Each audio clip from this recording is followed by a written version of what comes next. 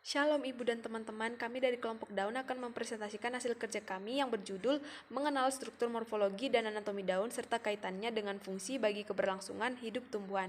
Kami mohon perhatian dari teman-teman semua. Nah, seperti yang telah kita ketahui bahwa Allah menciptakan segala isi bumi dengan sangat amat baik, yang dimana Allah menciptakan tumbuhan untuk memenuhi kebutuhan hidup manusia.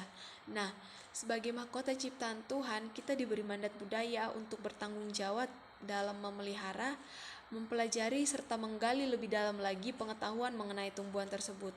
Nah, tumbuhan sendiri merupakan makhluk hidup yang bersifat autotrof atau dapat membuat makanannya sendiri, serta memiliki banyak jenis mulai dari tumbuhan tingkat rendah hingga tingkat tinggi.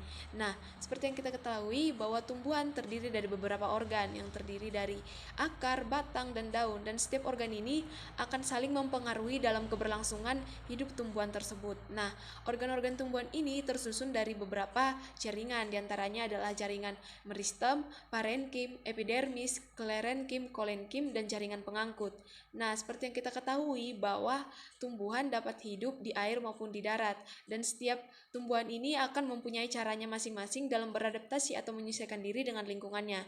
Seperti yang dikatakan oleh Firdaus dan Masawet, struktur tumbuhan akan mendukung fungsi dari tumbuhan tersebut. Nah, yang menjadi rumusan masalah dari penelitian kami adalah bagaimana keterkaitan struktur morfologi dan anatomi daun dengan fungsi daun untuk mendukung keberlangsungan kehidupan tumbuhan. Tujuan penelitian kami adalah mengetahui keterkaitan struktur morfologi dan anatomi daun dengan fungsi daun untuk mendukung keberlangsungan kehidupan tumbuhan. Fokus kajian 1, anatomi daun. Yang pertama, jaringan epidermis. Menurut Wahyuni, Purwanti, Hadi, dan Fatmawati 2019, jaringan epidermis adalah jaringan yang berada pada permukaan atas dan permukaan bawah daun.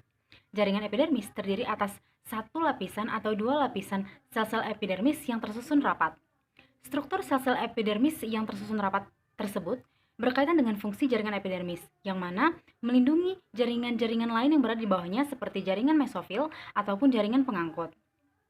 Dinding sel-sel epidermis mengalami penebalan tidak merata, membentuk suatu lapisan yang disebut kutikula. Jaringan epidermis pada daun mengalami beberapa modifikasi menjadi beberapa derivat. Yang pertama adalah stomata. Stomata terletak pada jaringan epidermis permukaan atas ataupun permukaan bawah daun. Namun pada umumnya, pada tumbuhan darat, stomata lebih banyak tersebar pada epidermis bagian bawah. Sementara pada tumbuhan air, terletak pada permukaan atas daun. Stomata berfungsi sebagai saluran pertukaran gas pada daun dan juga sebagai pengatur transpirasi. Stomata memiliki regulasi untuk mengurangi kehilangan air pada tumbuhan dengan cara menutup stomata. Kedua, trikoma. Trikoma terletak pada permukaan atas dan bawah daun dan berfungsi sebagai pelindung atau sebagai rambut kelenjar. Berdasarkan jenisnya, trikoma terbagi atas dua, yaitu sebagai rambut tak kelenjar ataupun rambut kelenjar, yang mana rambut kelenjar adalah trikoma yang terlibat dalam sekresi senyawa. Menurut Sulistyowati Yuliani dan Basri 2018, salah satu contoh struktur sekretori yang terdapat pada genus Coleus adalah trikoma rambut kelenjar, yang mana trikoma tersebut berpotensi untuk menghasilkan minyak atsiri oleh tumbuhan Coleus. Ketiga, sel kipas. Menurut Mulyani 2019, sel kipas memiliki bentuk yang lebih besar dibandingkan dengan sel-sel epidermis yang lainnya. Sel kipas berisi banyak air dan tidak berisi kloroplas, serta ditutupi oleh lapisan kutikula. Sel kipas terlibat dalam penggulungan daun. Menurut Lenak dan kawan-kawan pada tahun 2014, penggulungan daun dapat mengurangi laju transpirasi karena mengurangi luas daun yang terpapar langsung dengan cahaya matahari. Sekarang kita akan membahas mengenai jaringan mesofil. Jaringan mesofil merupakan jaringan yang tersusun atas jaringan dasar atau sel-sel parenkim yang berperan untuk mengisi bagian antara jaringan lain. Kenapa disebut dengan jaringan dasar? Karena jaringan ini berada hampir pada setiap bagian pada tumbuhan. Jaringan mesofil penting dalam proses fotosintesis karena di dalamnya terdapat banyak klorofil. Klorofil ini merupakan warna hijau pada daun dan klorofil memungkinkan daun untuk menyerap cahaya matahari. Jaringan mesofil terdiri atas dua, yaitu jaringan palisade atau jaringan tiang dan jaringan bunga karang atau jaringan spons. Yang keduanya mengandung klorofil. Nah, kita akan membahas jaringan palisade terlebih dahulu. Jaringan palisade atau jaringan tiang punya sel memanjang yang tegak lurus dengan permukaan daun dan selnya tidak terlalu rapat. Nah, di sini ada gambar, dapat kita lihat bahwa ini merupakan jaringan tiang. Nah, di sini selnya tegak lurus dan tidak terlalu rapat. Di situ ada celah dan ruang tidak rapat ini supaya udara dalam ruang sel bisa mencapai sisi panjang dari sel. Kemudian, jaringan ini memiliki banyak klorofil dan berperan dalam proses fotosintesis. Satu helai daun bisa memiliki 1-2 lapisan jaringan tiang dan klorofil terdapat pada bagian dindingnya. Jadi selain sebagai tempat terjadinya proses fotosintesis, Jaringan selanjutnya dari jaringan mesofil yaitu jaringan bunga karang atau jaringan spons. Jaringan bunga karang merupakan jaringan yang berperan sebagai tempat menyimpan cadangan makanan. Jaringan ini memiliki bentuk bulat dan terletak di bawah jaringan palisade. Jadi yang ini merupakan jaringan bunga karang dan terletak di bawah jaringan palisade. Jaringan pengangkut yang terdiri dari xilem floem. Kita akan menyinggung sedikit tentang fungsi dari kedua jaringan tersebut, yaitu di mana xilem berfungsi untuk mengangkut air dan garam mineral dari akar ke daun, sedangkan floem akan mendistribusikan hasil fotosintesis atau makanan ke seluruh bagian tumbuhan. Merupakan jaringan kompleks yang terdiri dari sel hidup dan sel mati. Nah, seperti fungsinya untuk mengangkut air dan garam mineral dari akar ke daun, proses ini terjadi melalui trakea atau vessel dan trakeit. Nah, pada pertumbuhan primer, xilem adalah hasil diferensiasi dari prokambium. Nah, trakea dan trakeit ini memiliki sel yang memanjang berdinding tipis dan biasanya memiliki sedikit protoplasma saat dewasa. Namun saat dewasa, trakeit bersifat mati, tidak mengandung protoplas. Nah, yang menjadi pembeda antara trakea dan trakeit adalah terletak pada perforasi atau lubang pada ujungnya, yang mana sel trakea akan menyatu dengan bagian ujung atau lubang perforasi membentuk pembuluh, sedangkan trakeit akan menyatu pada ujungnya yang berisi nokta untuk membentuk saluran transport air dan garam mineral. Selanjutnya, floem merupakan jaringan majemuk yang tersusun dari unsur tapisan. Tapisan berfungsi untuk menyalurkan hasil fotosintesis, sedangkan parenkim berfungsi sebagai tempat penyimpanan cadangan makanan yang mengandung sel tetangga dan sel albumin terkait dengan unsur tapisan. Nah, floem terdiri dari dua, yaitu floem primer dan sekunder. Nah, floem primer berkembang dari prokambium, yang dimana terdiri dari protofloem yang berkembang pada masa diferensiasi dan dewasa sebelum organ tersebut berhenti bertumbuh. Nah, setelah itu metafloem akan berkembang saat protofloem selesai berdiferensiasi. Morfologi dari daun tunggal. Nah, daun tunggal yang dimaksud di sini adalah itu daun tunggal pada satu tangkainya itu hanya muncul satu helaian daun saja. Jadi satu tangkai terdapat satu helaian daun. Nah, daun tunggal ini ketika masuk pada musim gugurnya atau mengalami gugur daun, yang akan gugur terlebih dahulu itu adalah daun yang tua, kemudian akan diikuti oleh daun yang muda. Bagian dari daun tunggal ini terdiri dari tangkai daun, pelepah daun atau upih daun, dan yang ketiga adalah helaian daun. Nah, ketika daun tunggal memiliki ketiga bagian ini, maka daun itu akan disebut dengan daun tunggal lengkap, contohnya seperti pada daun pisang. Sedangkan ketika tidak memiliki satu atau dua dari tiga bagian ini, maka itu dikatakan daun tunggal tidak lengkap. Ada 4 kemungkinan dari struktur daun yang tidak lengkap ini. Yang pertama adalah daun bertangkai. Maksudnya itu daun ini hanya terdiri dari tangkai dan helaian daun saja. Yang kedua, daun berupih. Maksudnya ketika daun itu hanya terdiri dari upih daun atau pelepah daun dan helaian daun. Bentuk yang ketiga itu adalah daun duduk. Maksudnya di sini adalah ketika helaian daun ini langsung melekat kepada batang sehingga dikatakan daun duduk. Dan yang terakhir adalah daun semu. Ketika tangkai daunnya itu berbentuk pipih sehingga sama dengan helaian daun sehingga dikatakan daun semu. Kemudian bentuk daun. Nah, bentuk daun tunggal ini akan dipengaruhi oleh helaian daunnya. Berdasarkan posisi bagian terlebarnya pada daun tersebut, kita akan melihat 4 bentuk dari helaian daun ini.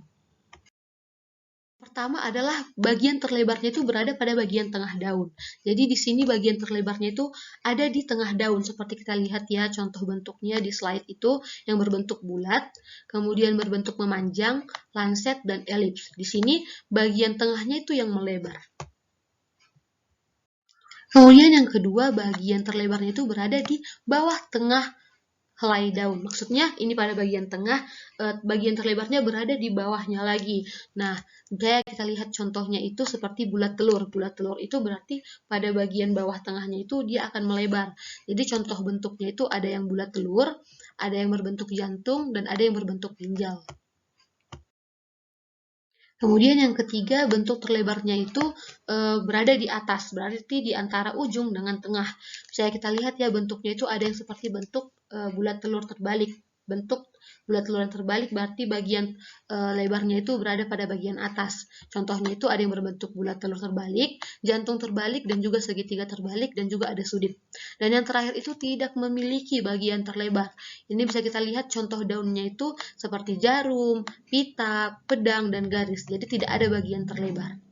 Ujung helai daun tunggal. Nah, ujung helai daun ini memiliki beberapa variasi dapat kita lihat mulai dari runcing, meruncing, tumpul, dan seterusnya. Contoh gambar dari ujung helai daun tiap jenis itu, pertama paling atas itu adalah runcing, meruncing, dan tumpul. Selanjutnya ada ujung daun tumpul yang membentuk sudut lebih dari 90 derajat, membulat, berduri, rompang yang membentuk ujung helai daunnya itu rata atau seperti garis, kemudian terbelah dan berekor. Pangkal helai daun. Nah, pangkal helai daun ini dibedakan menjadi dua jenis, yaitu helai daun yang bertemu dan tidak bertemu. Nah, helai daun disebut tidak bertemu karena memang pangkalnya itu tidak dapat bertemu karena dipisahkan oleh tulang daun. Sedangkan helai yang bertemu satu sama lain memang karena tidak dipisahkan oleh tulang daun. Nah, contoh dari helaian yang tidak bertemu itu dapat kita lihat pada gambar meruncing, meruncing, tumpul, dan seterusnya. Sedangkan helaian yang bertemu satu sama lain itu contohnya pada daun-daun dengan bentuk badannya perisai. Ini juga dibedakan menjadi dua, yaitu tepi daun yang mempengaruhi bentuk helaian dan yang tidak mempengaruhi bentuk helaian daun. Pada umumnya, tepi daun ini dibedakan menjadi dua jenis, yaitu tepi daun yang rata dan tidak rata. Nah, istilah bagi tepi daun yang tidak rata ini disebut dengan bertoreh. Nah, setiap daun dengan tepi yang rata atau bertoreh namun kecil, jadi tidak rata sehingga membentuk sudut namun sangat kecil, itu termasuk dalam golongan tepi daun yang tidak mempengaruhi badan daunnya. Sedangkan daun-daun dengan yang bertoreh dan membentuk sudut yang besar itu termasuk ke dalam tepi daun yang mempengaruhi bentuk badan daun. Nah, ini adalah contohnya. Di sebelah kiri itu dapat kita lihat cocor bebek. Cocor bebek ini termasuk ke dalam golongan daun yang bertoreh namun bertoreh-toreh kecil, sehingga toreh-torehnya ini tidak mempengaruhi badan utama daunnya. Nah, sedangkan di sebelah kanannya itu dapat kita lihat ada daun terong. Nah, daun terong ini merupakan golongan dari tepi daun yang bertoreh bertoreh besar dan sehingga membentuk sudut-sudut yang besar. Nah, karena daun terong ini bertoreh dan membentuk sudut yang besar, sehingga tepi daunnya itu mempengaruhi bentuk utama helai daun. Selanjutnya adalah pertulangan helai daun yang merupakan kelanjutan dari tangkai daun. Nah, pertulangan daun utama itu disebut sebagai ibu tulang daun, sedangkan pertulangan yang cabang-cabangnya itu disebut sebagai cabang-cabang lateral. Nah, berdasarkan susunan tulang cabangnya, pertulangan daun ini dibagi menjadi 4 jenis, ada menjari, menyirip, melengkung, dan sejajar. Contoh gambar dari setiap pertulangan helai daun. Daun majemuk berbeda dari daun tunggal dari segi jumlah helai per daun, jumlah helai per cabang tangkai daun, tata letak kuncup, pertumbuhan, hingga gugurnya daun. Daun majemuk ini dapat dibedakan menjadi 3 jenis. Yang pertama itu menyirip, kedua menjari, dan ketiga itu adalah bangun kaki. Nah, ini adalah contoh dari gambar setiap susunan daun. Kita lihat bahwa menyirip itu adalah anak-anak daunnya itu sama-sama tumbuh ke sisi kiri dan kanan sehingga membentuk bentuk seperti sirip ikan, menyirip. Nah, di sebelah kanannya dapat kita lihat adalah contoh dari menjari. Jadi, anak-anak daun itu tumbuh secara radial, jadi membentuk seperti jari yang menjari. Sedangkan yang ketiga itu adalah bangun kaki. Nah, bangun kaki ini dapat kita lihat bahwa ada salah satu anak daun itu yang tumbuh secara membentuk menyirip, sedangkan dua lainnya tumbuh di sisi kiri dan kanan itu tumbuh dengan bentuk seperti menjari. Daun majemuk yang pertama itu adalah tangkai induk atau tulang daun yang utama sekali. Nah, dari tulang daun ini kemudian muncullah ruas cabang. Ruas cabang ini merupakan percabangan lanjutan dari tulang daun utamanya. Nah, setelah dari ruas cabang kemudian muncul lagi disebut dengan tangkai anak daun. Tangkai anak daun inilah yang mendukung helaian anak-anak daun. Dan yang terakhir adalah helaian anak daun itu sendiri.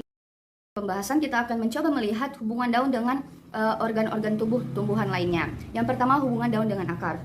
Seperti yang kita ketahui bahwa struktur anatomi daun itu adalah salah satunya memiliki jaringan pengangkut. Salah satu contoh jaringan pengangkut itu adalah xilem, berperan mengambil air dan zat mineral dari dalam tanah untuk disebarkan ke organ-organ tumbuh-tumbuhan lainnya. Untuk salah satunya dibawa kepada daun. Selanjutnya adalah hubungan daun dengan batang. Kita sangat mengetahui hubungan daun dengan batang karena daun bertumbuh melekat pada bagian batang. Selanjutnya adalah hubungan daun dengan buah. Seperti yang kita ketahui, daun itu merupakan tempat fotosintesis pada tumbuhan. Nah, salah satu hasil dari fotosintesis itu adalah glukosa, atau contoh lainnya itu adalah sukrosa. Nah, setiap kelebihan hasil fotosintesis ini akan diedarkan ke dalam ke bagian tubuh tumbuhan lainnya. Nah, salah satunya itu kelebihan hasil fotosintesis glukosa maupun sukrosa ini akan kebanyakan disimpan ke dalam buah. Letak daun terhadap batang. Nah, tata letak ini disebut juga dengan duduk daun, terbagi menjadi 4 jenis. Yang pertama adalah sparsa, kedua distisa, ketiga opposite, dan terakhir adalah fertilate. Duduk daun sparsa itu berarti setiap duduk daunnya itu tersebar. Nah, duduk daun sparsa ini sendiri terbagi menjadi 2 jenis, yaitu roset akar dan roset batang. Roset akar itu adalah istilah kepada setiap duduk daun yang berjejal-jejal di atas tanah. Nah, biasanya ini disebabkan karena batangnya yang sangat pendek sehingga terlihat berjejal-jejal di atas tanah. Yang kedua adalah roset batang, bila daunnya itu berjejal di ujung-ujung batang. Kedua adalah distisa atau duduk daun berseling. Jadi posisi dari daun pada duduk daun berseling ini adalah daun itu menempati buku batang itu berselang-seling di kedua sisinya. Contohnya itu di daun pacing dapat kita lihat di gambar. Dan yang ketiga itu adalah duduk daun berhadapan atau opposite. Jadi ada 2 daun yang berhadapan dan menempati kedua sisi dari batang daun. Jadi itu disebut dengan daun berhadapan. Nah, bila posisi daun ini adalah berhadapan kemudian mereka berselang-seling, itu dapat disebut dengan istilah duduk daun berseling berhadapan atau decussate. Nah, contohnya adalah pada melati. Selanjutnya adalah duduk daun fertilate atau berkarang. Nah, duduk daun fertilate atau berkarang ini biasanya terdapat pada daun yang jumlah helainya itu tumbuh lebih dari 2 pada satu batang. Contohnya itu adalah pada alamanda. Berikut adalah contoh gambar yang membantu kita menjelaskan lebih lagi mengenai kedudukan daun. Selanjutnya kita akan membahas tentang fungsi daun, yang dimana secara umum daun memiliki beberapa fungsi atau manfaat yang bisa digunakan oleh manusia, misalnya sebagai sumber pangan, sumber obat-obatan, sumber bahan kosmetik, sumber papan, dan sumber sandang. Nah, misalnya saja adalah daun singkong yang dapat dikonsumsi oleh manusia, kemudian daun sirih yang dapat digunakan sebagai bahan obat-obatan. Kemudian kita akan melihat perbedaan antara daun monokotil dan dikotil, yang dimana daun monokotil merupakan daun yang tidak memiliki tangkai daun atau petiola, sehingga daunnya langsung melekat pada batang tumbuhan tersebut. Contohnya jagung, tebu, kelapa, nanas, dan lain-lain. Nah, sedangkan daun dikotil merupakan tumbuhan dikotil yang memiliki tangkai daun atau petiola dan helai daun atau lamina. Nah, contohnya ini adalah mangga, jambu, dan lain-lain. Bagaimana hubungan dari struktur anatomi atau morfologi dari daun terhadap lingkungan hidup dari si tumbuhan? Nah, kita tahu ya bagaimana itu proses transpirasi, dan yang berperan pada proses transpirasi ini adalah stomata. Stomata berperan penting dalam proses ini. Dia akan menutup sebagai upayanya untuk menahan laju transpirasi. Nah, kita tahu ya bahwa Tuhan memperlengkapi tumbuhan ini untuk beradaptasi, diperlengkapi dengan struktur anatomi maupun morfologinya untuk mengatur proses yang terjadi di dalamnya. Nah, kita akan melihat ya bagaimana contoh dari penyesuaian struktur ini terhadap lingkungannya.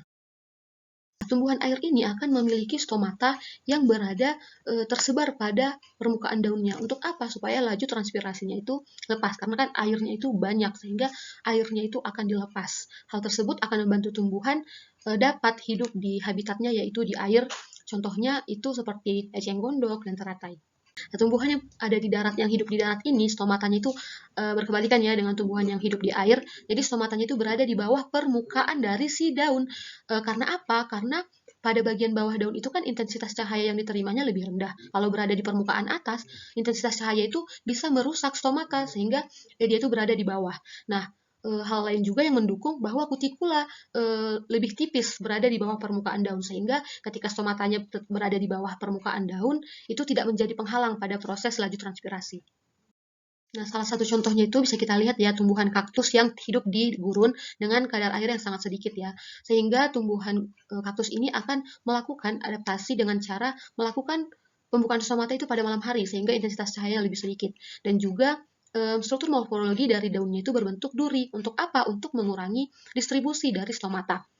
Nah, ini akan mengurangi penguapan air dari daun dari si kaktus ini, sehingga itu akan mengurangi resiko kaktus mengalami kekurangan air. Dengan mempelajari struktur anatomi dan morfologi daun, kami menyadari bahwa Tuhan menciptakan tumbuhan dengan teratur, detail, dan unik. Organ-organ tumbuhan itu melakukan fungsinya dengan regulasi tertentu bersama organ lain untuk keberlangsungan hidup dari tumbuhan. Oleh karena itu, kita sebagai manusia harus belajar bertanggung jawab dalam mempelajari tumbuhan lebih lagi dan mengambil bagian dalam menjaga dan memelihara tumbuhan. Tahap kesimpulan ini kita akan menjawab tujuan yang telah dipaparkan sebelumnya. Yang pertama, struktur anatomi daun terdiri dari jaringan epidermis, jaringan mesofil, dan jaringan pengangkut. Kemudian, struktur morfologi daun terdiri dari bentuk daun dan jenis daun. Yang kedua, yaitu struktur anatomi dan morfologi daun berkaitan dengan organ lain seperti akar, batang, dan buah. Kemudian, struktur anatomi dan morfologi daun juga mendukung keberlangsungan hidup tumbuhan pada habitat yang berbeda. Dari hasil penelitian mengenai organ daun, penulis semakin mengagumi keagungan Allah atas segala ciptaannya. Setiap bagian diciptakan dengan amat baik dan saling mendukung bagian lainnya untuk mencapai satu tujuan. Penulis merefleksikan bahwa hal itu juga seharusnya semakin membantu manusia untuk melihat bagaimana Allah menciptakan segalanya dengan sangat teratur. Organ daun yang berhubungan dengan organ lain dan saling mendukung, sama seperti manusia yang seharusnya juga saling mendukung dan menolong satu dengan yang lain dengan kemampuan dan potensi masing-masing yang dimilikinya sebagai anggota tubuh Kristus. Adapun kekurangan pada penelitian kali ini adalah penelitian kurang menjelaskan dengan lebih spesifik mengenai keterkaitan antara anatomi dan morfologi daun dengan organ lain pada tumbuhan. Oleh karena itu, kami mengajukan beberapa saran untuk penelitian serupa selanjutnya. Yang pertama adalah membaca lebih banyak sumber jurnal penelitian mengenai daun yang dipelajari. Yang kedua adalah memulai pengerjaan penelitian dengan lebih cepat atau dengan lebih awal. Yang ketiga adalah materi yang ingin dijelaskan kiranya dapat dijelaskan dengan lebih spesifik.